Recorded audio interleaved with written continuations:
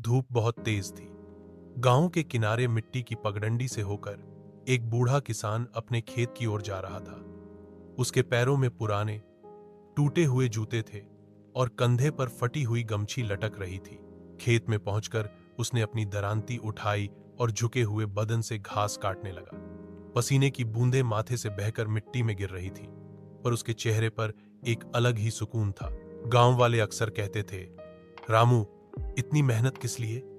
शहर जाओ, मजदूरी कर लो, ज्यादा कमा लोगे।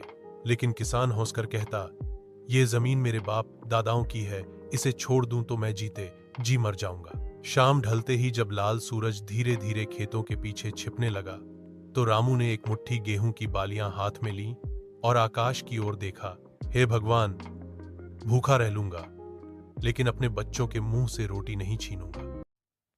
धूप बहुत तेज थी। गांव के किनारे मिट्टी की पगडंडी से होकर एक बूढ़ा किसान अपने खेत की ओर जा रहा था। उसके पैरों में पुराने टूटे हुए जूते थे और कंधे पर फटी हुई गमछी लटक रही थी।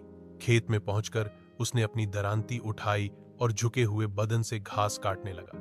पसीने की बूंदें माथे से बहकर मिट्टी में गिर रही थीं, पर उसके चेहरे पर एक अलग ही सुकून था। गांव वाले अक्सर कहते थे, रामू, इतनी मेहनत किस लिए? शहर जाओ, मजदूरी कर लो, ज्यादा कमा लोगे।